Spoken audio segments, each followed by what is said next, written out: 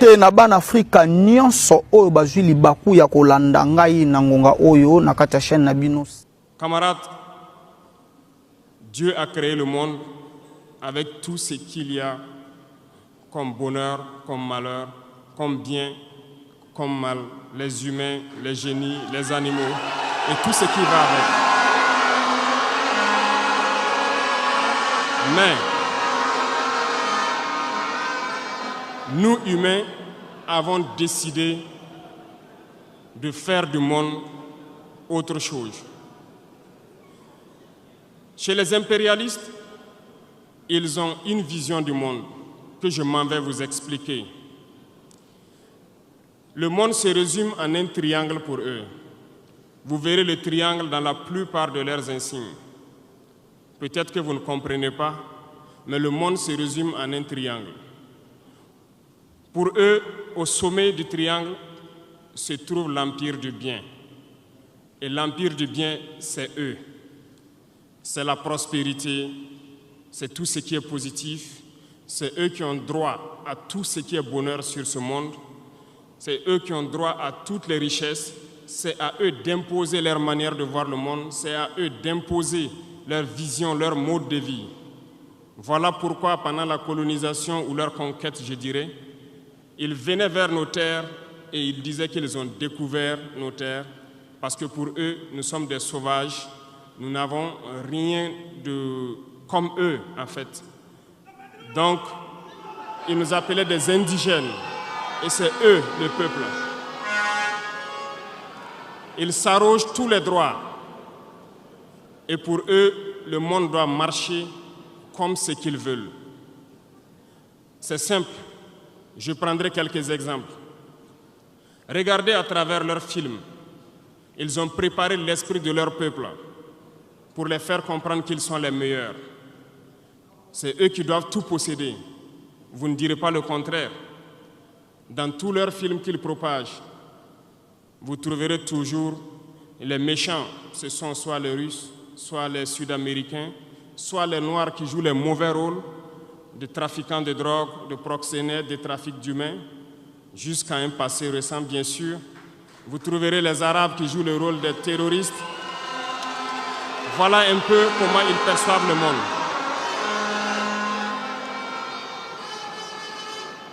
Quand je prends sur le volet économique, qui parmi nous n'a pas traité les produits chinois des produits Shintok, comme on aimait l'appeler, de mauvais produits? Mais aujourd'hui, j'ai pu vous dire qu'on a tout tort, parce que la Chine est à un niveau de technologie assez avancé, et c'est en Chine que la plupart de ces pays viennent s'approvisionner, mettent leur marque dessus et nous revendent comme étant leur propriété.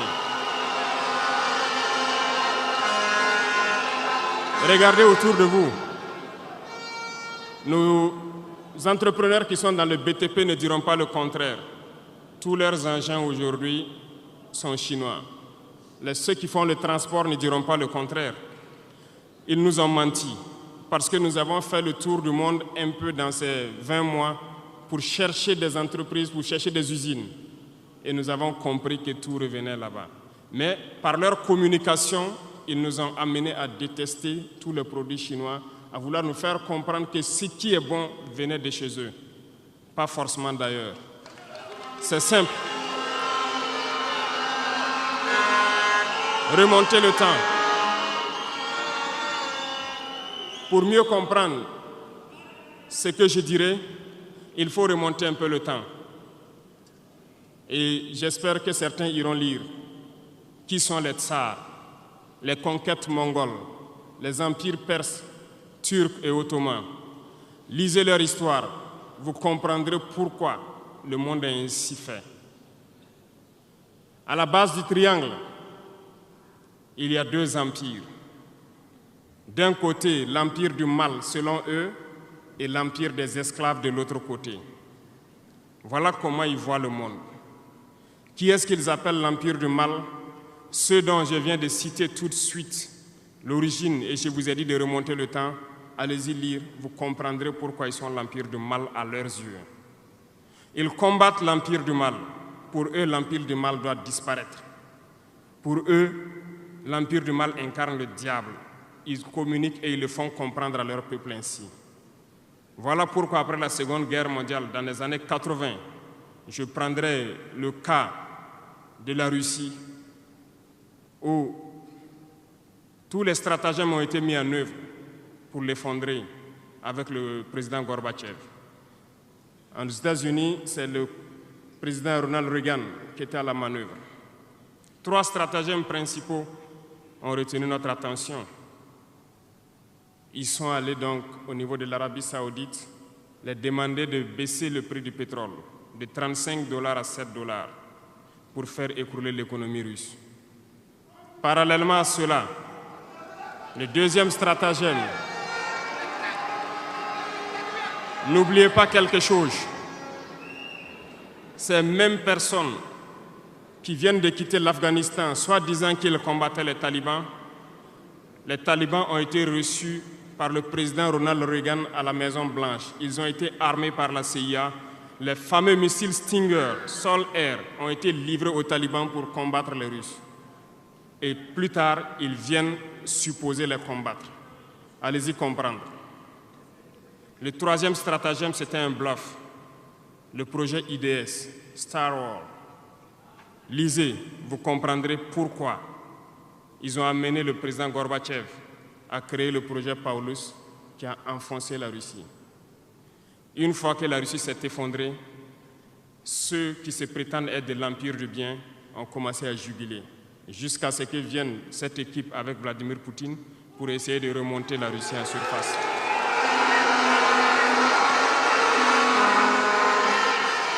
L'empire du mal. L'empire du mal, selon eux, a beaucoup souffert. Regardez l'Iran aujourd'hui, toutes les sanctions possibles. Regardez comment ils qualifient certains peuples. Par la communication, ils peuvent arriver à vous amener à faire détester un peuple ou à aimer un peuple. Ils sont très forts dans la communication et ils passent par tous les canaux possibles. Regardez les guerres qui sévissent. Ils ont tout inventé pour leur propre intérêt. Et enfin, l'empire des esclaves, selon eux, c'est l'Afrique et certains peuples d'Amérique du Sud. Dans leur tête, comme je le disais dernièrement, l'Afrique les appartient, nos terres les appartiennent, les richesses de l'Afrique sont pour eux. Et ils ne peuvent pas concevoir que des Africains puissent s'émanciper, sortir la tête de l'eau et vouloir donc les tenir tête. Et pour cela, ils se sont mis un cliché en tête. L'Africain est facile à manipuler, il n'est qu'émotion. Ils trouveront toujours un Africain pour lutter contre son frère. Et ça a toujours été comme ça. Par la communication, ils vous ont amené à détester votre propre couleur de peau. Dans nos cultures, et dans beaucoup de cultures, au Burkina Faso ici, le deuil était symbolisé par la couleur bleue. Lorsqu'une femme perd son mari, elle portait donc des tenues de couleur bleue pour faire son deuil pendant un temps donné. Ce sont eux qui sont venus vous dire que le noir symbolise le deuil, le diable, la médiocrité, tout ce qui est mauvais. Et malheureusement, nous avons tellement avalé ça que lorsque nous sommes en deuil, nous nous mettons également en noir. Il faut que nous nous réveillons. Il faut que nous nous réveillons parce que voilà le cliché qu'ils ont en tête. Eux, ils sont l'empire du bien, d'autres sont l'empire du mal et nous, nous sommes l'empire des esclaves. Voilà comment les impérialistes voient le monde. Il faut que vous compreniez cela. Et là, je m'en vais faire un coup de gueule à l'endroit donc de certains intellectuels qui continuent de vouloir prêcher pour les impérialistes. Est-ce qu'ils ignorent cette partie de l'histoire? Je n'invente rien. Ça a été déclassifié, vous trouverez tout ce que j'ai dit dans les bibliothèques ou partout sur les moteurs de recherche. Ces intellectuels n'ont-ils pas lu cela? Ne connaissent-ils pas l'histoire de ce monde? C'est peut-être par malhonnêteté ou quelques billets de dollars qui les amènent à toujours prêcher pour les impérialistes.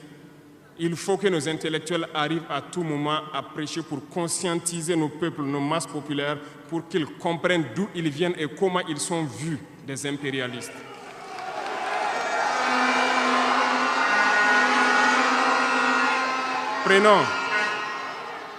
Prenons l'histoire de quelques guerres. Vous avez suivi la guerre d'Irak. Un gros mensonge qui a été inventé, soi-disant de possession d'armes de destruction massive. Certains sénateurs, au niveau des États-Unis, ont tout fait pour avoir les preuves. Ils ne l'ont pas eu. Souvenez-vous que plusieurs personnes ont démissionné de la CIA après cette guerre. Des preuves ont été inventées de toutes parts. Des services secrets occidentaux les ont aidés à fabriquer des preuves. Et on se souvient que le même Niger a été accusé en son temps en montant une fausse convention, un faux contrat de vente d'uranium à l'Irak. C'est le même processus qu'ils ont voulu amener la dernière fois pour soi-disant que le Niger vend de l'uranium clandestinement à l'Iran. C'est déjà vu. Ils ont prétexté cela, ils n'ont pas eu de preuves. Même les Nations Unies ont trouvé finalement qu'il n'y avait pas de preuves tangibles de présence d'armes de destruction massive. Mais ils avaient leur objectif, il fallait détruire l'Irak. Ils ont détruit l'Irak. Ils ont créé l'État islamique, tout comme ils ont créé les talibans dans les années 80, les armés, les équipés. Et après, ils prétendent venir les combattre. Comprenez le jeu. Ça n'a que trop duré. Il faut qu'on se réveille et qu'on comprenne tout ça et que nous prenions conscience de notre situation et nous battre pour notre avenir.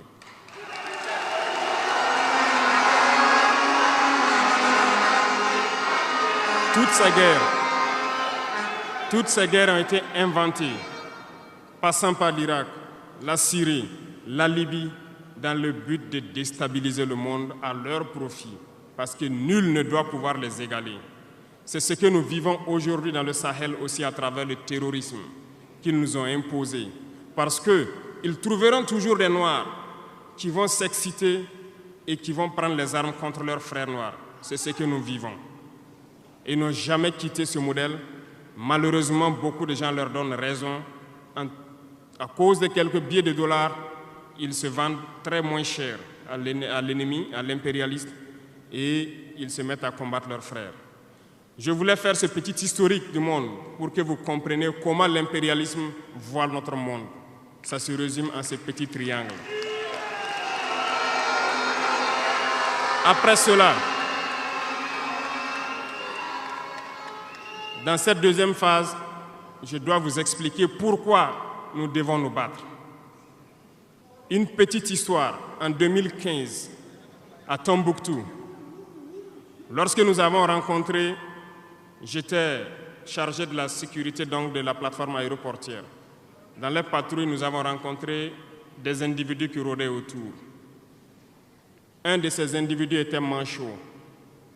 Je lui ai fait comprendre que c'était dangereux de rôder autour de la base parce qu'ils peuvent se faire tuer. Il m'a dit qu'il voulait se faire tuer, il voulait mourir. Et j'ai cherché à comprendre leur histoire. Certains étaient fous, d'autres étaient normaux, mais ils cherchaient à mourir à cause du terrorisme. Ils nous ont expliqué que lorsque les terroristes sont rentrés à Tombouctou, le manchot qui m'expliquait ça, un soir, les terroristes se sont pointés à son domicile. On voulait violer sa femme devant lui. Il s'est opposé. Ils sont repartis. Le lendemain, on est venu le pêcher à la maison, l'amener à la place publique. On l'a accusé de vol. On a tranché sa main, on l'a battu.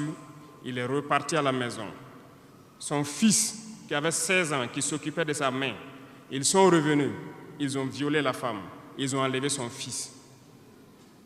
Ils ont continué à violer sa femme pendant des jours, jusqu'à ce que la femme se suicide. Et ils ont amené son fils, il n'a plus retrouvé son fils. Et lui, il préfère mourir. Voilà pourquoi il marche autour. Le jour qu'une sentinelle va lui tirer dessus, ça lui fera plaisir.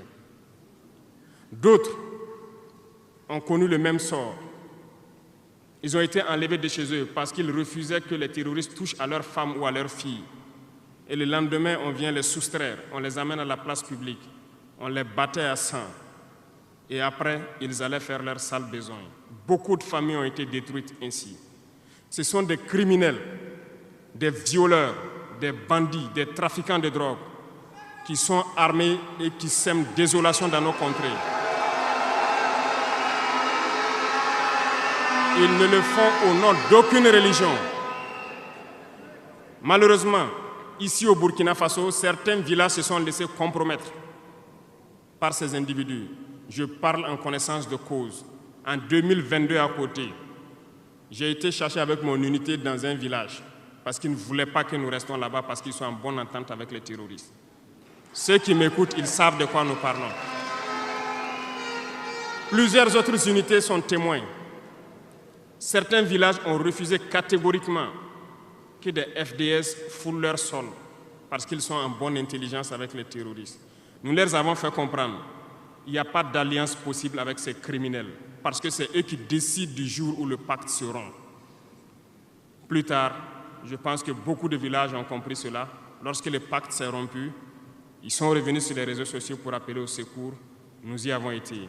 Mais c'est pour dire, peu importe ce qu'ils viendront vous dire, peu importe les flatteries possibles, peu importe le pacte que vous avez signé avec eux, le jour qu'ils décident de mettre fin au pacte, ils viendront tuer et mettre fin au pacte. Il n'y a pas d'alliance possible avec les terroristes. Il n'y a pas d'alliance possible avec ces criminels. Ils sont à combattre. Un point, c'est tout.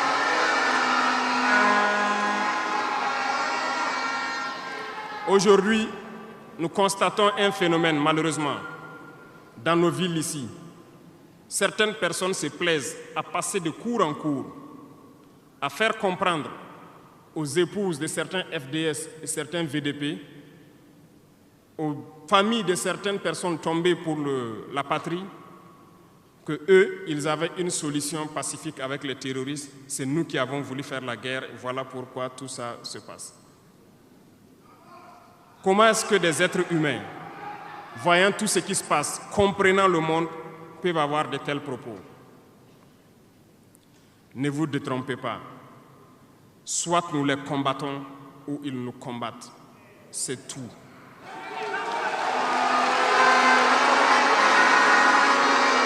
Les gens se cachent. Ces gens se cachent soi-disant derrière un semblant de dialogue ou de négociation. Encore, ils vont vous ramener à traîner dans la boue. C'est ça l'objectif de l'impérialisme, que le fléau dure, que ça dure dans le temps, que vos États ne soient pas structurés et qu'on continue de profiter de vos richesses. Plus ça dure, plus ça les arrange. Et malheureusement, ces individus qui passent de cour en cour font le jeu des impérialistes. S'ils m'entendent, qu'ils arrêtent maintenant, parce qu'ils iront combattre eux-mêmes.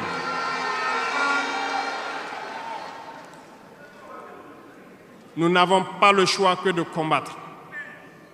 Et nous avons opté pour le combat, et c'est par là que nous serons libres, que nous serons réellement indépendants. Pour ce faire, nous avons pris le soin de diagnostiquer le problème profond du Burkina Faso. J'avoue que le problème est réel et profond. Le mal est là. Nous l'avons diagnostiqué et nous découvrons de jour en jour le système. Plusieurs nœuds ont été défaits, mais des nœuds restent à défaire parce que tous les jours que Dieu fait, nous découvrons certaines pratiques. Je peux comprendre, plusieurs décennies durant, ce système s'est installé. C'est devenu comme un gène dans nos ADN.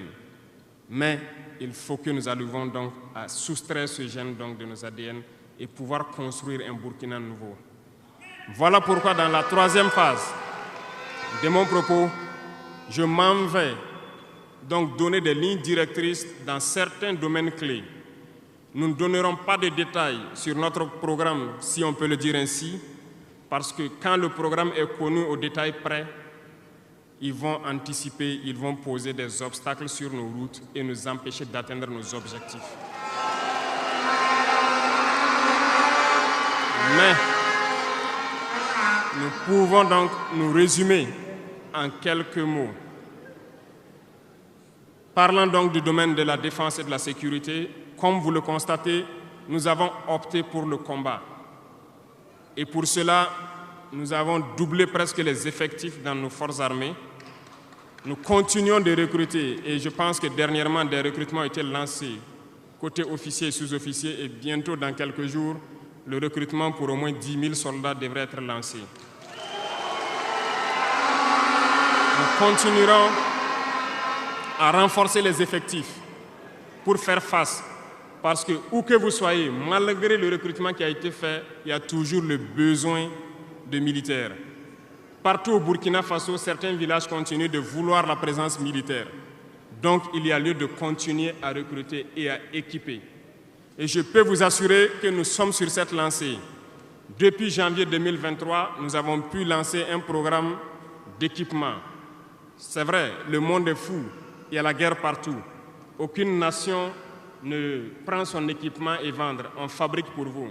Ce qui a fait que ces équipements ont traîné près de 18 mois, mais les premiers ont commencé à venir, comme vous avez pu le constater la dernière fois, et les équipements vont continuer à venir, parce que nous voulons que le niveau de notre armée atteigne un niveau jamais égalé dans la sous-région.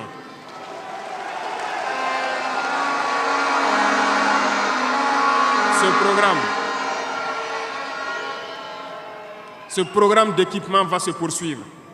Et c'est vous, les acteurs de ce programme. Parce que depuis que nous nous battons, j'ai pu vous dire, ces soi-disant amis du Burkina qui étaient là depuis longtemps, qui sucent nos richesses, même une seule cartouche de Kalachnikov, nous n'avons reçu de personne pour faire notre combat. C'est vous qui payez. Et nous continuerons à faire corps avec notre peuple pour pouvoir mener cette lutte. Nous avons des partenaires qui ont accepté de nous vendre des équipements et qui ont même proposé de pouvoir nous livrer des équipements stratégiques et que nous puissions payer dans le temps. Nous leur en remercions pour ce geste.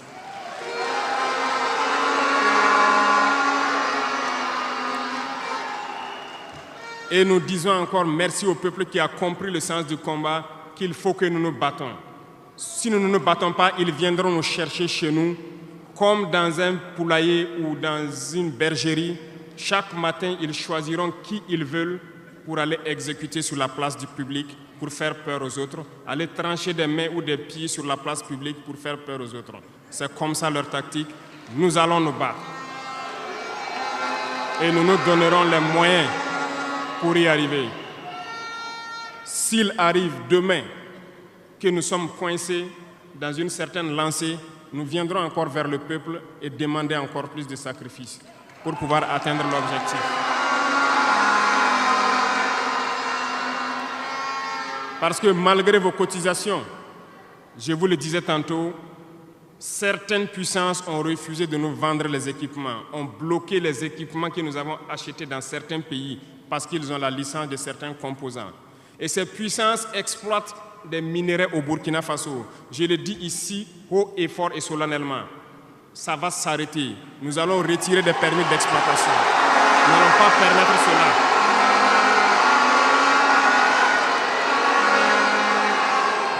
Vous ne pouvez pas exploiter nos ressources et refuser de nous vendre des équipements, faire bloquer nos équipements. Nous n'allons pas accepter qu'ils s'attendent. Nous allons récupérer nos permis d'exploitation et nous allons l'exploiter nous-mêmes.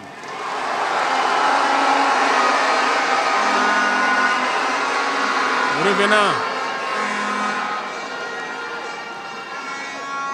Pour conclure sur le volet donc de la défense, nous n'allons pas trop nous étaler là-dessus, mais sachez que tout ce qui est déjà arrivé, les hommes sont en formation là-dessus, d'autres équipements viendront et cette guerre, nous allons la mener. Beaucoup de stratégies ont été déjà écrites et nous les adaptons au fur et à mesure du comportement de l'ennemi. Et nous allons vaincre très prochainement ce terrorisme ici au Burkina et même dans l'AES.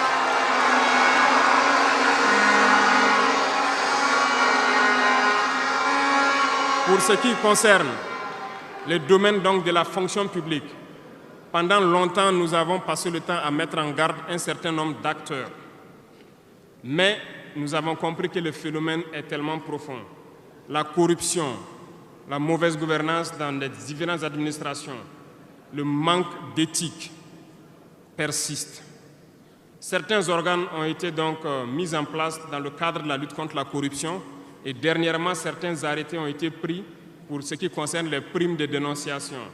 Le dernier acte à poser sera fait avant donc, la fin de ce mois. C'est un organe qui devra siéger dans tous les ministères pour s'auto-saisir de certains dysfonctionnements, des actes de corruption et pouvoir agir.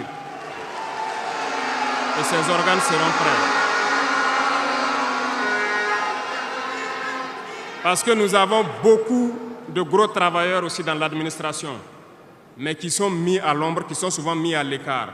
Parce que pendant longtemps, ce sont les plus corrompus, les plus malhonnêtes qui ont été mis à la lumière, c'est eux qui bénéficient de tous les avantages. Et je dis donc aux travailleurs de faire attention à ces individus qui sont en train de perdre leurs privilèges, parce qu'ils vont continuer de vous manipuler, de vous intoxiquer et de vous envoyer dans de mauvais pâturages. Faites très attention à ces individus qui sont en train de perdre leurs privilèges, parce que nous n'allons pas permettre à ce que une soi-disant élite donc, qui avait été programmée s'arroge tous les droits donc, dans nos différentes administrations. Le dernier organe sera mis en place avant la fin de ce mois et le travail réel va commencer. Vous entendrez dire un peu partout, à l'issue de ça, que nous ne respectons pas certains textes, nous ne respectons pas certaines lois, mais il n'y a pas de loi ou de textes qui tiennent dans cette lutte lorsque c'est pour l'intérêt de la patrie. Qu'ils se le tiennent pour dire, donc, nous allons aller dans ce sens. Nous avons donc, dans le processus de recrutement, adopté une ligne de conduite. Nous sommes en train de faire un diagnostic, de vérifier les présences et de voir les besoins. Il n'est pas exclu qu'au cours de l'année, certains concours soient lancés pour augmenter des effectifs dans certains endroits. Certes, il y a eu d'abord une vague de concours qui a été lancée, mais dans tous les milieux, ils sont en train de faire le point. S'il y a besoin, je dis bien s'il y a besoin, nous continuerons encore de recruter pour être à un niveau acceptable et pouvoir faire fonctionner les différents organes donc, du pays pour le bonheur donc, des masses populaires. Dans le domaine donc, de la diplomatie, nous avons opté pour une diplomatie commune dans l'AES. Toutes les décisions vis-à-vis donc, des partenaires, que ce soit africains ou à l'étranger, seront prises à l'unanimité au sein de l'AES. Mais nous avons aussi opté pour une diplomatie de vérité. Nous ne comptons pas nous mettre dans certaines logiques de mentir ou de couvrir la réalité, soit disant que c'est la diplomatie. C'est faux. Ce n'est pas là la diplomatie. Je puis vous dire que ce que vous voyez en superstructure, lorsque les gens viennent en audience et sortent pour parler au micro, ce n'est qu'une partie visible de l'iceberg. Ce qui s'est passé à l'intérieur dans les huis clos, ça n'a rien à voir avec la diplomatie. Et nous nous sommes donc inscrits dans cette logique de dire clairement les choses au peuple. Certains vont nous critiquer, d'autres même iront à dire que non, un chef d'État ne doit pas parler comme ça, un chef d'État ne doit pas faire ça. Mais nous leur disons que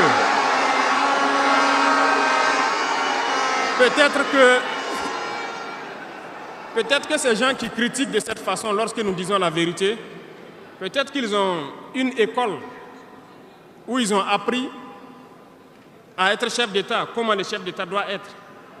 Sinon, je n'ai pas encore vu cette école. Et pourquoi nous devons ressembler forcément aux autres, faire comme les autres? Nous voulons créer notre modèle, notre identité. Et je pense que le Burkinabé, par définition, c'est l'homme intègre. Nous voulons la vérité.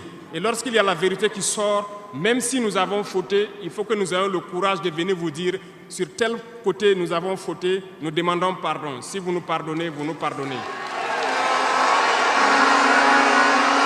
Mais nous ne voulons plus nous inscrire dans cette diplomatie mensongère. Nous avons, dans une interview, parlé du régime ivoirien. Certains Burkinabés sont montés sur leurs chevaux et critiqués. Je le dis, j'insiste et je persiste. Nous n'avons rien contre le peuple ivoirien, mais nous avons quelque chose avec ceux qui dirigent la Côte d'Ivoire.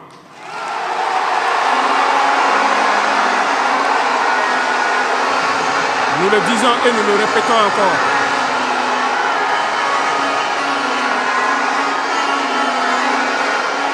Laissez-moi vous dire quelque chose. Permettez-moi de vous dire quelque chose. Il y a bel et bien à Abidjan un centre des opérations pour déstabiliser notre pays. Personne ne peut le nier et nous vous ferons les preuves dans les jours suivants. Nous vous montrerons des preuves physiques. Vous allez comprendre de quoi nous parlons. Personne ne viendra nous dire qu'au Bénin, il n'y a pas de base française dirigée contre nous. Nous avons les preuves sous la main. 2 bases importantes.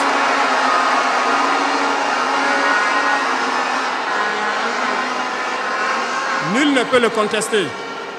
Et je les mets au défi. Et nous n'avons rien contre le peuple béninois. Là, nous avons un problème avec la politique des dirigeants béninois. Et nous le disons haut et fort encore. Dans cette diplomatie, nous avons décidé de dire la vérité. Il y a bel et bien 2 bases, une vers Kandi et l'autre en allant vers Porga ou je ne sais pas quelle localité. Des pistes ont été réaménagées à plus de 3000 mètres de long. Des avions atterrissent, les gens équipent et forment les terroristes là-bas.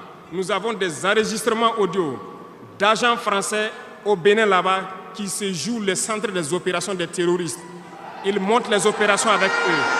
Ils les aident à se soigner. Ils font tout ce qu'il y a là-bas. Nous avons tous les détails sur eux. Et vous ne voulez pas qu'on le dise à notre peuple? On va le dire. Si vous ne le voulez pas, s'ils ne le veulent pas, qu'ils arrêtent de se comporter ainsi. C'est simple. Nous n'avons forcé personne à prendre son indépendance. Si vous décidez de rester dans votre situation, mais ne prenez pas vos pays pour en faire des bases arrière parce que ce sont vos populations qui vont en souffrir après. Et ce n'est pas une bonne politique. Nous le disons par expérience, et je le répète toujours, le Burkina a été une base arrière pour déstabiliser certains pays. Et ce n'est pas bien. Le Burkina a été une base arrière à un moment donné pour les terroristes ici. Voilà le prix que nous payons. Donc, pour prévenir les peuples de ces pays dont je parle, doivent parler à leurs dirigeants et qu'ils arrêtent cette politique parce que ça ne les arrange pas du tout.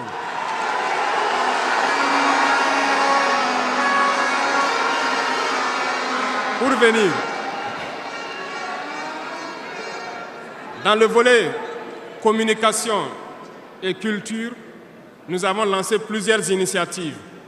Au cours de l'année 2024, vous avez pu célébrer avec nous donc, le mois donc, de consommation locale. Nous avons eu les journées traditionnelles, le mois du patrimoine.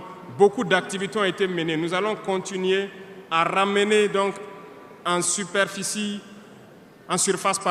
donc notre culture, parce que c'est de là que nous retrouvons notre identité. Nous allons continuer des actions dans ce sens, à mettre en valeur notre culture, à mettre en valeur donc nos coutumes et à mettre en valeur le vivre burkinabé. Et nous souhaitons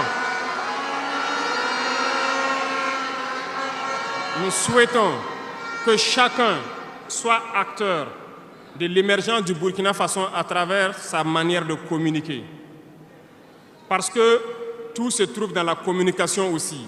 Vous avez suivi dernièrement la guerre communicationnelle qui a été dressée contre nous et ça continue, ça ne va pas s'arrêter. Et je souhaite que tous ceux qui sont dans la communication puissent être professionnels. Lorsque nous voulons poser un acte communicationnel, qu'on se pose la question, est-ce que c'est pour la patrie ou contre la patrie, avant de poser l'acte. Peu importe. Vous pouvez ne pas nous aimer, moi, ma personne. Vous pouvez ne pas m'aimer.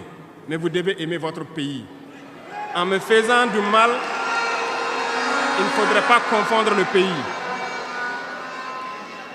Et donc, la politique dans le domaine de la communication va devoir aller dans ce sens-là. Et nous serons obligés donc de recadrer la communication sur tous les aspects. Et c'est cette ligne de conduite qui sera donc adoptée. Nous n'allons pas permettre à ce que des Burkinabés communiquent contre le Burkina Faso.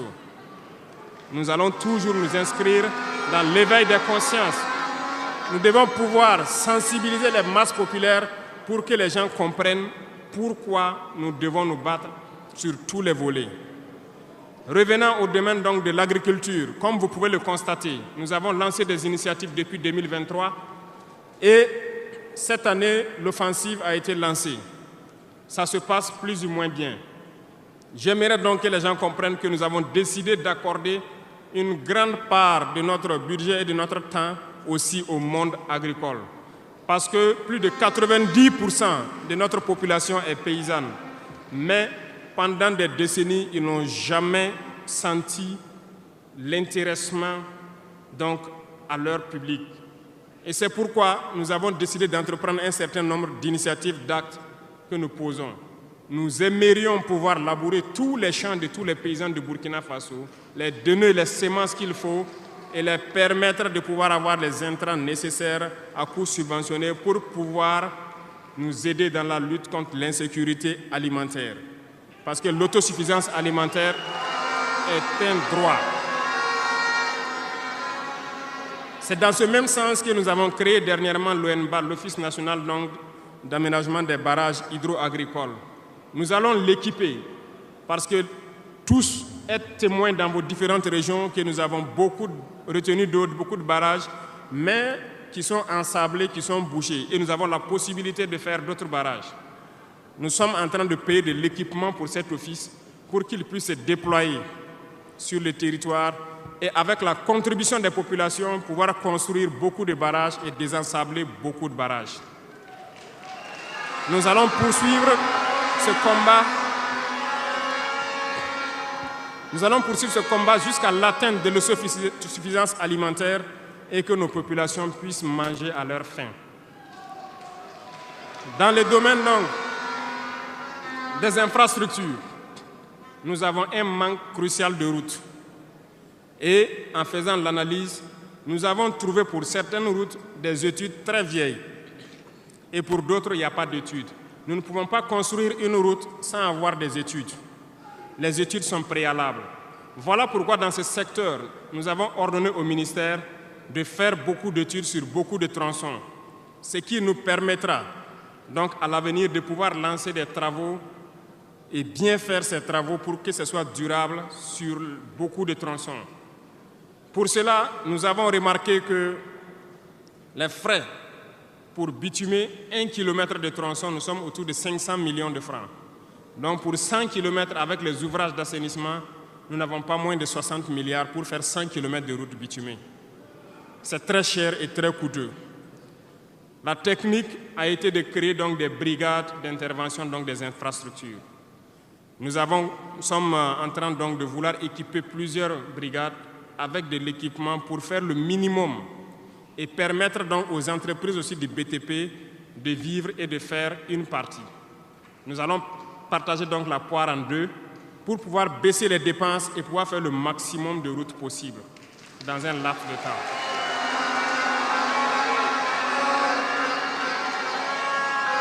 Cela donc a déjà commencé et nous allons poursuivre au cours donc de ces 5 années dans ce processus pour que dans toutes les régions, nous puissions quand même pouvoir rallier le maximum de chefs-lieux de province et que nous puissions faire écouler nos marchandises et que les personnes puissent se déplacer sereinement. Dans le domaine donc, de l'urbanisme, nous sommes dans un processus de pouvoir redessiner nos villes. Et si vous remarquez, les villes sont trop grandes, si je prends Ouagadougou, mais les infrastructures d'assainissement et autres ne suivent pas. Ça fait que nous pataugeons dans la boue et nous n'avons pas assez d'assainissement. Ça nous crée beaucoup de maladies qui peuvent donc amener des épidémies. Nous avons un processus de pouvoir concentrer les villes à travers donc des constructions en hauteur. Pour cela, nous avons un plan que nous avons établi pour pouvoir aller d'un quartier et concentrer le maximum et maintenant étendre aux autres quartiers. Certainement, si les gens sont déplacés dans ces quartiers, beaucoup de terres vont se libérer pour pouvoir maintenant dessiner de bons plans pour nos villes. Nous allons commencer par des villes, un certain nombre de villes d'abord, et pouvoir l'étendre à toutes les autres villes. L'urbanisme doit pouvoir donc nous amener à jouer sur le volet de la santé. Parce que si l'urbanisation est bien faite, il y a un bon nombre de maladies telles que la dengue, le choléra et certaines maladies liées aux eaux sales qui stagnent dans nos rues. Nous allons donc avoir un bon résultat dans le domaine sanitaire. Ce qui m'amène donc dans le volet de la santé. Nous avons décidé depuis un temps de rehausser le plateau technique d'un certain nombre de CHR, d'équiper certains centres donc de scanners et d'appareils qui puissent permettre aux citoyens d'avoir des examens adéquats et à moindre coût. Nous allons continuer dans ce processus. Voilà pourquoi nous avons lancé l'initiative présidentielle pour la santé au Conseil des ministres passé. Il s'agira de créer ce que nous avons appelé des centres de santé communaux. Et dans ces centres de santé, nous avons intégré un minimum de services qui doivent être servis aux populations. Il s'agira de l'imagerie, c'est-à-dire tout ce qui est échographie et radiographie, des banques de sang et aussi des laboratoires, pour que les populations des différentes provinces et communes, certaines communes, n'aient pas à se déplacer ou à avoir besoin d'ambulance pour une transfusion sanguine, amener des malades vers certains centres, qui peuvent d'ailleurs ne pas arriver à cause de l'état de la mauvaise route. Donc, cette initiative est déjà lancée et nous allons faire en sorte que nous puissions commencer avant la fin de l'année la construction des premiers centres et leur équipement. Nous allons le poursuivre au fur et à mesure jusqu'à la limite donc de nos moyens pour pouvoir donner une santé, un système de santé fort à toutes nos populations. Nous ne voulons pas voir quelqu'un quitter sa localité pour venir vers un CHR pour une radio ou pour une transfusion sanguine. Donc, c'est bien possible. C'est bien possible parce que je reviens encore à nos impérialistes qui nous ont pillés pendant longtemps. Regardez, leurs simples hôpitaux pour leurs animaux sont plus équipés que nos centres de santé. Ce n'est pas concevable. Nous pouvons atteindre ce niveau et nous avons décidé de nous battre pour atteindre ce niveau. Le ministère a été instruit aussi de former le personnel nécessaire pour équiper ces centres-là au fur et à mesure que nous les mettons en place, parce que ça nécessite des professionnels engagés. Et pour être plus pointu, nous avons remarqué que nous avons des médecins assez posés, prenant l'exemple de ceux qui opèrent le cœur. Nous sommes en train donc de les accompagner pour pouvoir avoir un institut vraiment assez équipé et les permettre de faire certaines chirurgies du cœur sur place parce qu'ils en ont la capacité. C'est l'équipement qui les manque. On attend leur point de situation pour pouvoir les aider et les soutenir. Beaucoup d'autres spécialités ont fait leurs preuves et nous ferons tout pour les accompagner donc dans ce sens.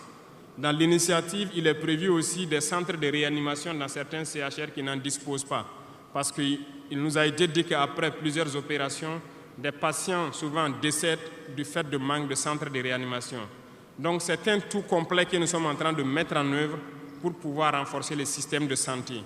Et nous sommes convaincus que si les Burkinabés mangent à leur faim et que l'urbanisation est bien faite, nous avons déjà gagné en termes de santé sur beaucoup de plans. Et il faut l'accompagner maintenant avec l'équipement.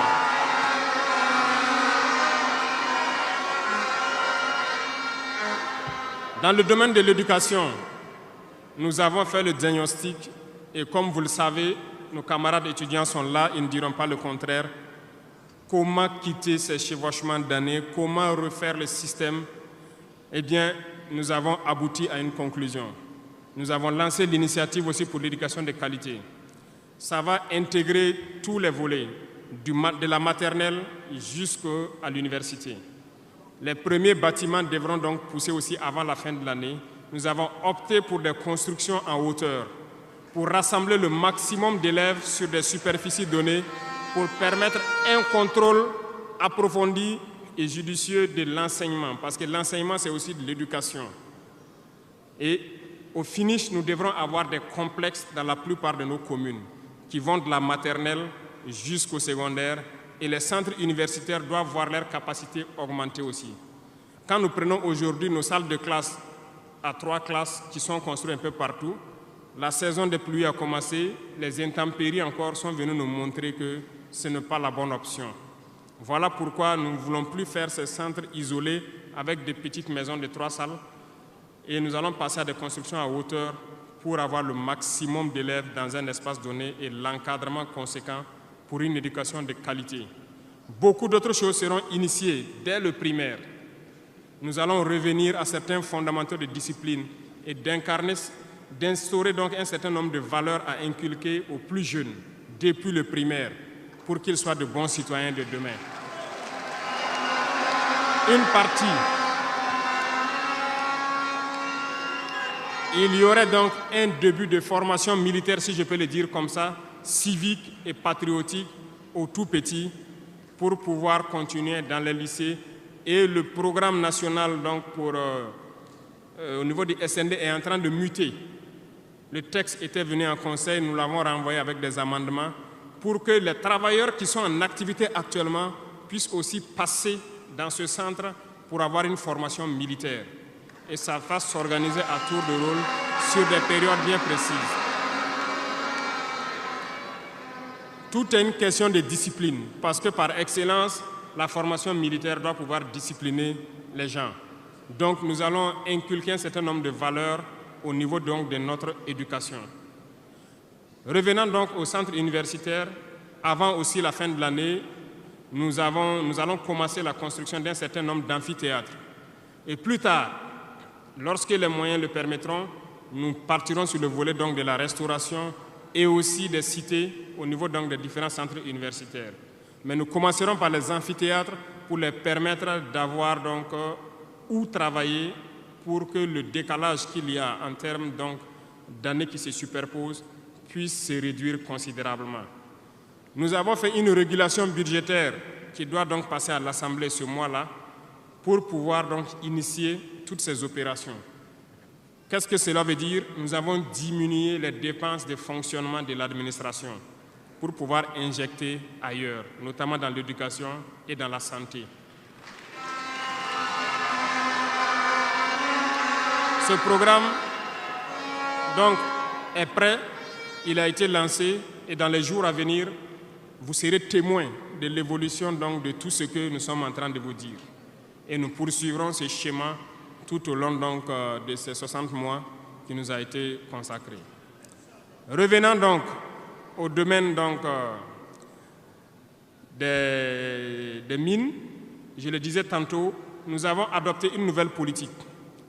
Le Burkina regorge de beaucoup de sortes de minéraux, mais il y a quand même un minéral pour lequel il n'y a plus de secret pour les Burkinabés. Et je m'en vais là saluer donc nos vaillants orpailleurs, très courageux, qui arrivent à rentrer dans les profondeurs de nos terres pour sortir ce minéral-là. Nous nous sommes dit, pourquoi continuer à laisser des multinationales étrangères venir puiser notre or pendant que nous savons l'exploiter nous-mêmes? Voilà pourquoi nous avons ordonné au ministère de réorganiser les orpailleurs et le gouvernement va prendre en compte l'exploitation de l'or. Plusieurs permis, comme je le disais, seront retirés de certaines personnes et nous allons l'exploiter nous-mêmes. Nous allons nous équiper.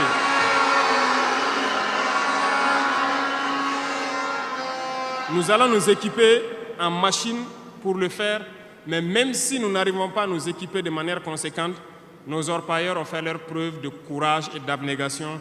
Nous allons creuser nous-mêmes notre or et ça sera pour nous au Burkina ici.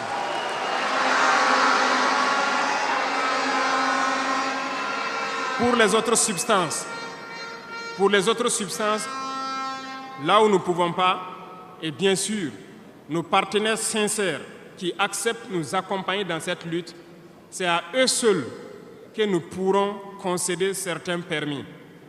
Parce qu'ils ont accepté de nous accompagner dans la lutte pour notre souveraineté, dans la lutte contre le terrorisme.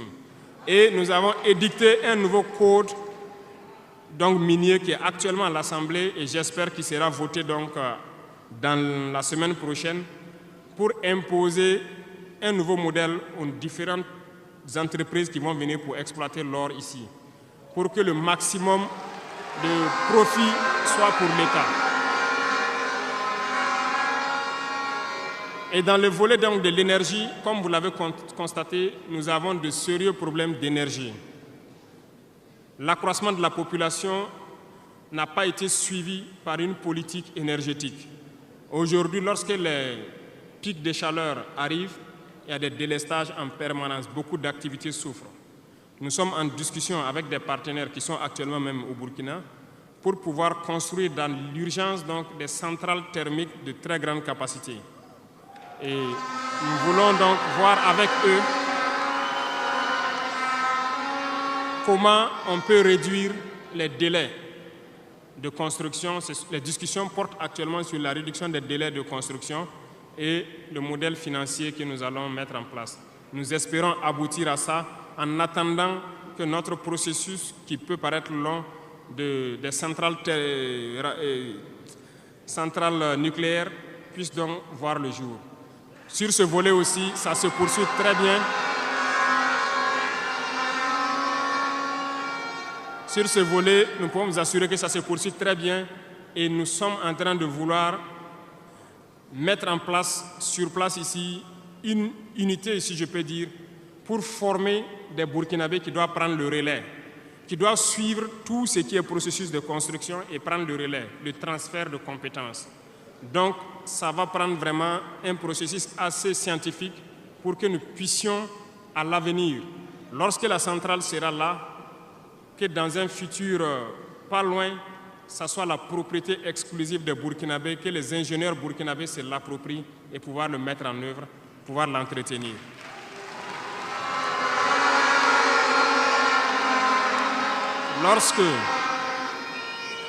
Lorsque les conclusions donc, des discussions qui sont en cours avec les partenaires pour la centrale thermique verront le jour, nous allons vous mettre ça à disposition. Et si nous avons besoin de vous, nous allons vous le dire pour pouvoir mettre en œuvre rapidement ce plan aussi. Parlant donc du domaine de l'économie, qui tient beaucoup à cœur, nous sommes en train de mettre en place un processus. Le paiement donc, de la dette intérieure a commencé un peu avec les plus petites dettes. Les factures de moins de 100 millions ont été payées et nous poursuivons au fur et à mesure parce que ça doit permettre de soulager le secteur privé et de pouvoir donc relancer l'économie. Actuellement, nous allons nous tourner rapidement vers les sociétés d'État. Leur assemblée générale vient de finir, comme vous l'avez constaté. Elles fonctionnent très bien et elles ont fait de très bons résultats. Nous allons partir donc des sociétés d'État, soustraire un peu sur leur DAT pour soulager l'économie et faire tourner, soulager la dette intérieure et faire tourner l'économie. Donc dans les jours à venir, s'il plaît à Dieu, beaucoup d'entrepreneurs doivent être soulagés après donc, la signature de conventions avec les sociétés d'État.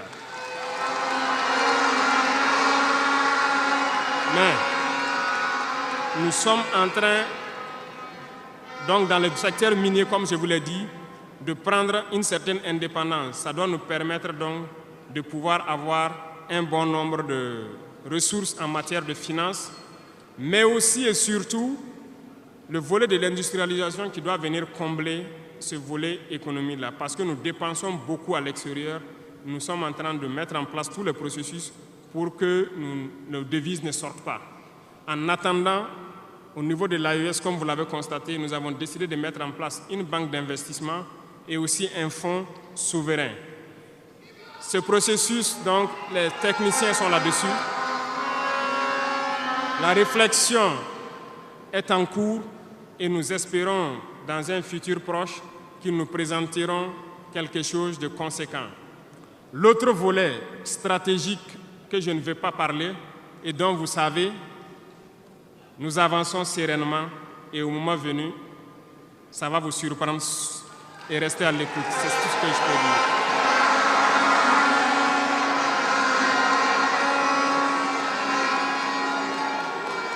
Dans le volet commerce et industrialisation,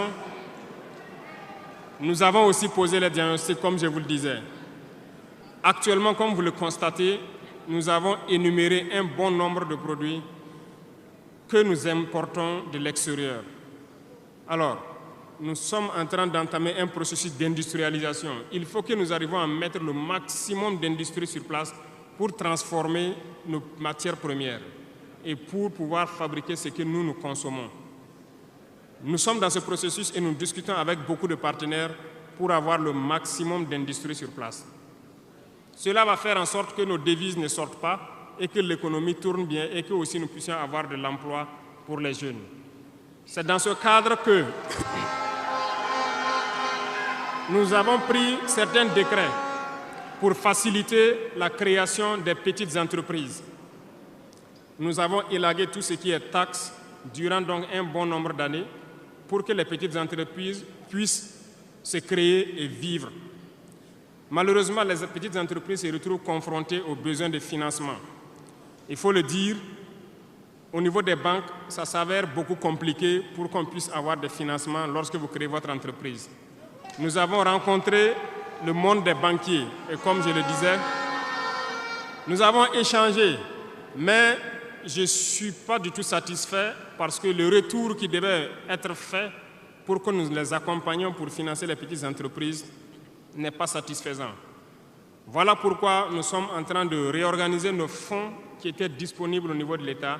Nous les avons rassemblés en un certain nombre de fonds, tant au niveau de l'agriculture, tant au niveau donc du ministère de l'Emploi, pour pouvoir prochainement ravitailler ces fonds-là et pouvoir permettre aux jeunes qui créent les entreprises d'avoir des crédits et de pouvoir se lancer. Donc, et je profite interpeller donc le monde donc encore des banquiers de revenir avec des propositions parce que nous avons des solutions, mais peut-être pas de bonnes solutions pour eux. Mais il faut qu'ils reviennent un peu pour nous appuyer à pouvoir aider les jeunes à s'en sortir. Le cas échéant,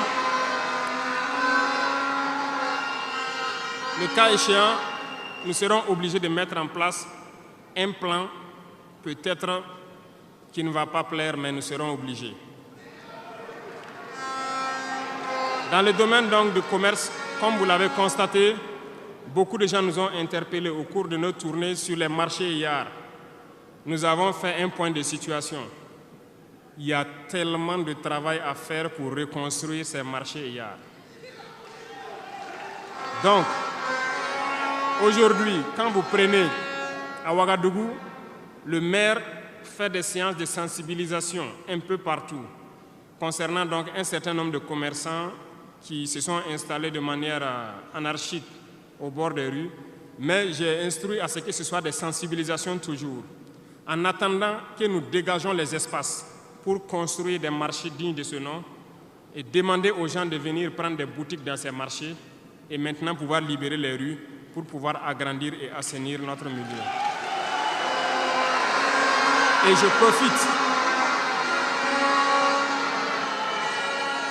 je profite donc vous demander, vous aussi, population des villes, de nous aider dans cette phase de sensibilisation en vous sensibilisant vous-même pour ne pas aller construire autour des poteaux de la Sonabel qui sont un danger pour vous-même, de ne pas aller construire sur les caniveaux d'évacuation d'eau. Et je compte sur vous pour qu'on puisse donc atteindre cet objectif-là.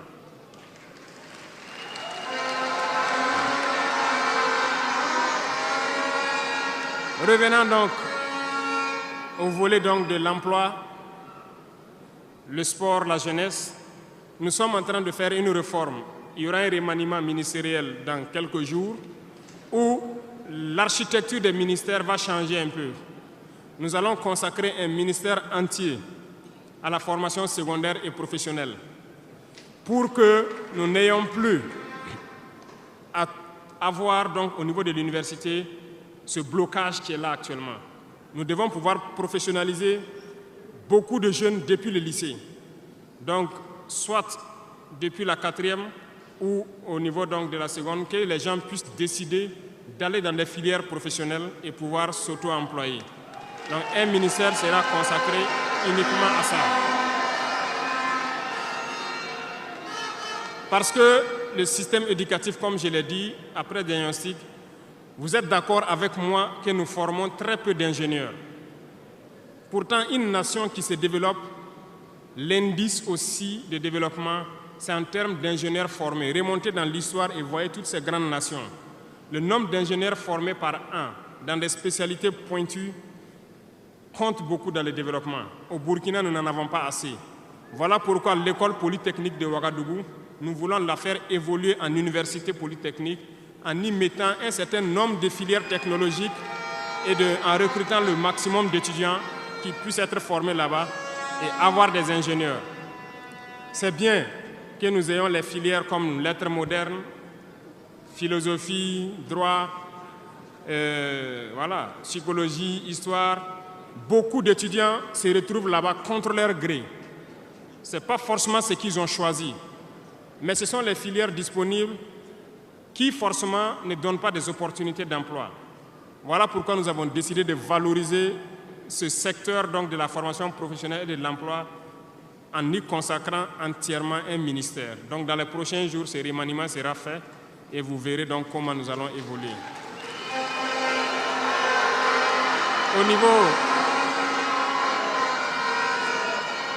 Au niveau du sport, la jeunesse et le sport, nous avons jugé nécessaire qu'il faut reprendre la main. Il faut reprendre la main pour recadrer. Parce que, première chose, le sport permet d'éviter un certain nombre de vices. La drogue, l'alcool, certains vices de la société peuvent être combattus à travers le sport. Nous voulons donc mettre des pôles dans toutes les régions, reconsidérer l'UCBF et toutes les disciplines sportives pour pouvoir les valoriser et créer les pépinières pour qu'au niveau professionnel, nous ayons le maximum de Burkinabés qui défendent les couleurs de Burkina Faso à l'extérieur. Le ministère qui sera consacré à ça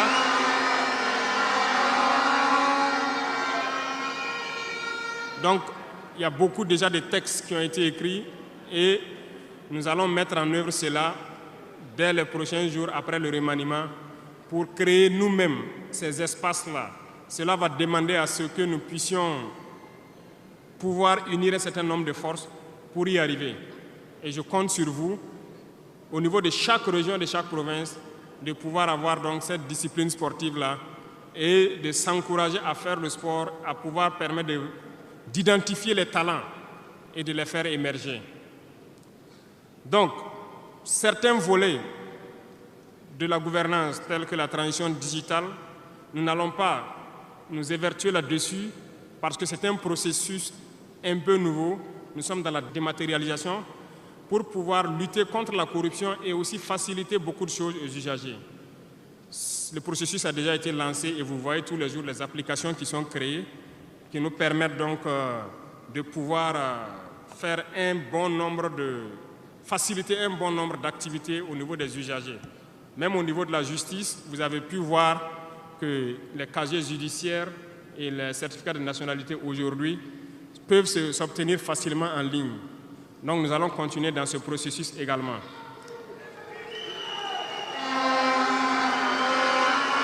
Revenant donc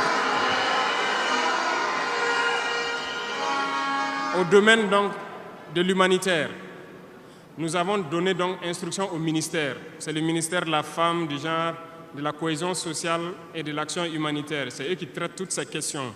Mais nous avons décidé dans une première phase de nous concentrer sur l'action humanitaire, notamment soutenir les populations qui retournent dans leur village. Aujourd'hui, imaginez des populations qui retournent dans leur village en début de saison ou pendant la saison pluvieuse. C'est très difficile pour eux de pouvoir se nourrir ce temps-là. Donc, certains volets peuvent sentir moins donc, la présence du ministère, notamment le genre et autres. C'est parce que nous avons donné instruction au ministère de se concentrer sur l'action humanitaire. au fur et à mesure que les villages rejoignent, que les villages puissent avoir le minimum pour survivre.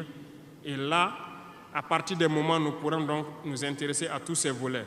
Parce que la cohésion sociale dont nous parlons ne peut advenir que lorsque les gens mangent à leur faim d'abord. Un pauvre et un riche ne peuvent pas s'asseoir sur la même table et parler. Si l'un a faim et l'autre... Voilà, c'est compliqué. C'est ce que je passe mon temps à dire à tous ceux qui viennent nous parler de cohésion sociale. Quelqu'un ne peut pas avoir faim et quelqu'un qui mange à sa faim, vous voulez les asseoir pour parler à la même table, ce n'est pas possible. Il faut que tout le monde ait à manger d'abord.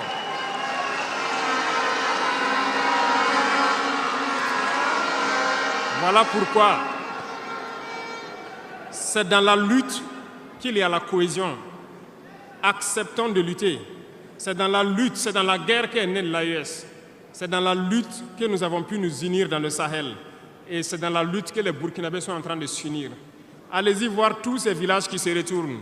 Je vous invite à faire le tour. Beaucoup sont venus de différentes provinces. Ils peuvent être dans leur village avec des désaccords. Ils ont été cherchés. Mais quand ils reviennent, ils sont plus soudés que jamais. La cohésion sociale se trouve dans la lutte également. Et pour finir, j'ai laissé le domaine de la justice en dernier pour terminer donc notre vision dans ce domaine.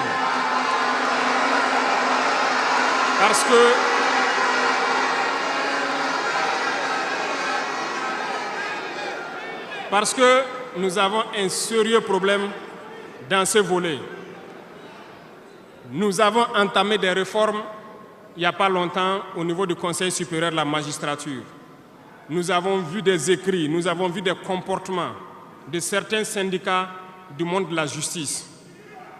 Très bien, certains ont tenté de boycotter tout ce qu'ils peuvent, mais comme le disait Diop, avec ou sans eux, nous allons avancer.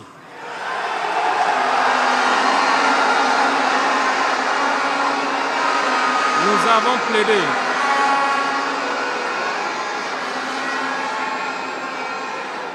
Nous avons plaidé pour une justice juste, si on peut le dire. Nous avons sensibilisé beaucoup les gens, mais nous nous sommes rendus compte qu'il y a beaucoup de brebis galeuses dans leur rang, malheureusement. Nous ne pouvons pas comprendre que, malgré tout ce que nous disons, il y a une justice pour le pauvre et une justice pour les riches. Ça ne peut pas continuer.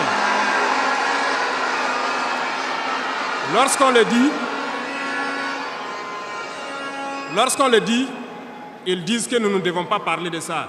Nous allons parler de ça et bien même. Parce que, remarquez jusqu'au jour d'aujourd'hui, lorsqu'un citoyen lambda qui ignore la loi d'ailleurs, même si on dit nul n'est censé ignorer la loi, un citoyen lambda a un problème en justice, on peut l'attraper, le mettre en prison sans jugement pendant longtemps d'abord. Mais lorsque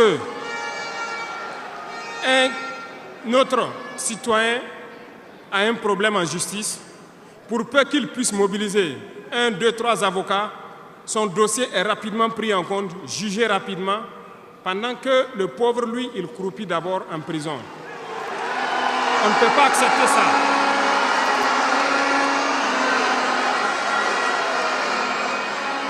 Il y a des choses, il y a des situations et il y a des choses sur lesquelles nous n'avons pas voulu nous prononcer par juste devoir de réserve, parce que nous sommes à un certain niveau, on ne veut pas parler en premier. Mais nous allons rompre ce tabou-là. Ça ne peut pas continuer comme ça. Il faut que les gens changent de manière d'être. Beaucoup de gens sont toujours en prison sans jugement. Nous allons lancer une campagne bientôt pour juger ces gens-là qui sont en prison pendant des mois sans être jugés. Parce que nous ne pouvons pas payer des gens et vouloir encore qu'on paye lorsqu'il y a un jugement. Ces pratiques vont cesser, ça fait partie du fonctionnement. Et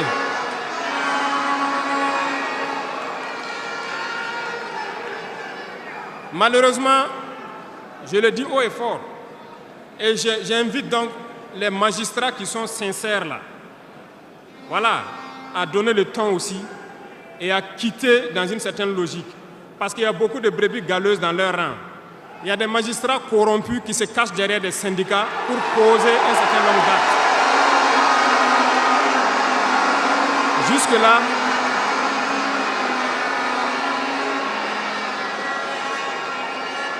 Jusque-là, nous sommes restés dans une certaine logique d'essayer de respecter certaines règles. Mais je veux qu'ils comprennent. Ce n'est pas parce qu'ils savent parler. Nous savons parler. Si quelqu'un continue dans cette logique, à chaque instant, nous serons devant le peuple pour les expliquer pourquoi nous avons violé telle décision de justice. Tant que ça ne va pas rencontrer l'assentiment du peuple. Parce que c'est le terme qui existe.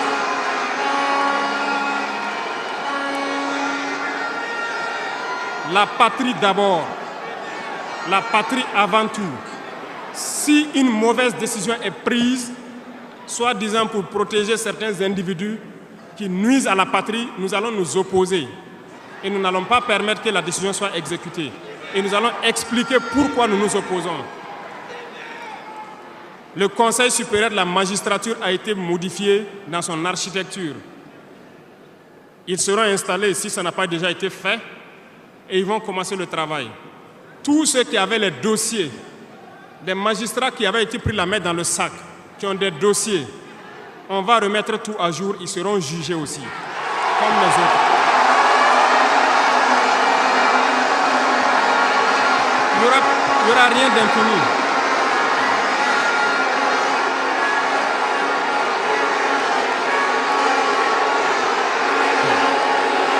Ils sont au courant.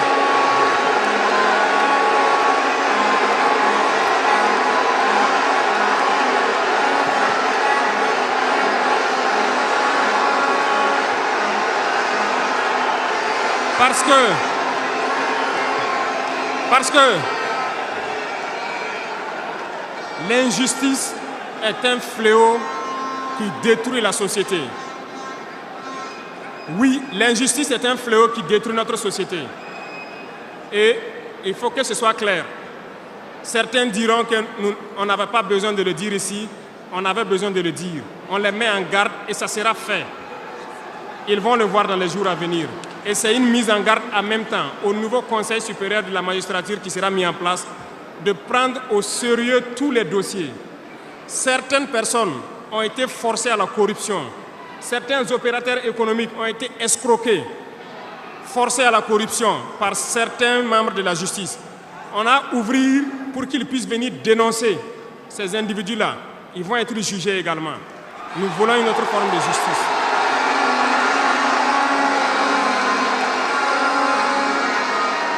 Nous ne le faisons pas pour nous-mêmes.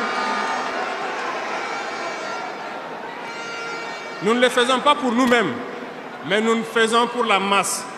Parce que les deux catégories de citoyens, cette minorité qui se retrouve être la minorité dirigeante et la majorité qui est la masse populaire paysanne qui est croupie dans les villages, nous n'allons pas permettre à ce qu'il y ait cette distanciation en matière de justice.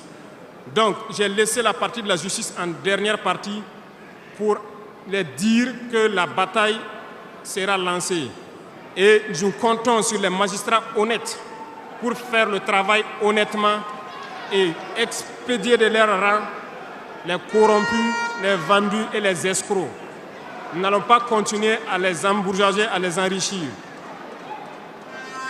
On va nettoyer. Et s'il faut que...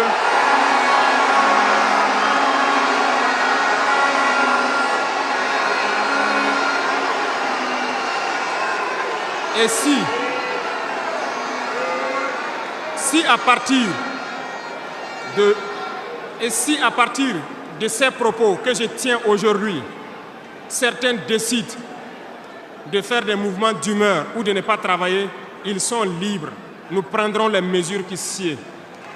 Mais le pays va avancer.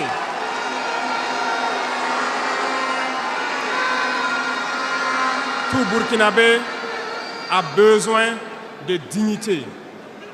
Tout Burkinabé a besoin de vivre en paix. Et la justice doit se donner en tenant compte de certaines valeurs.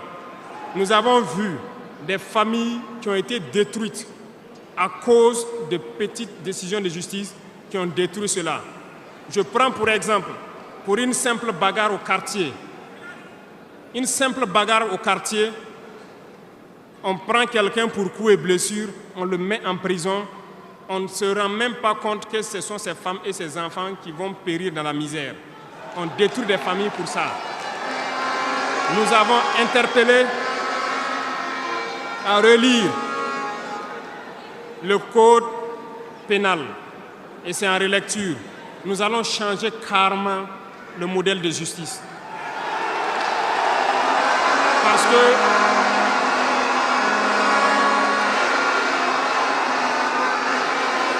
nous l'avons dit et nous le prêchons. Il y a plein de fautes. Il y a plein de fautes qui peuvent trouver un solutionnement sans être forcément la prison. Et je peux vous promettre que dans ces 5 ans, nous allons faire en sorte pour diminuer de manière drastique le nombre de prisons et augmenter le nombre de travailleurs dans nos plaines, parce que nous allons récupérer nos plaines.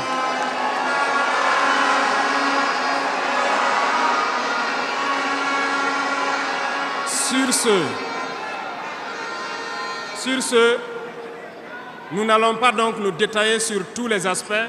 Nous allons nous arrêter là parce que vous avez beaucoup de questions sûrement à poser sur ce que nous venons de dire et nous allons vous apporter les réponses claires, simples et limpides.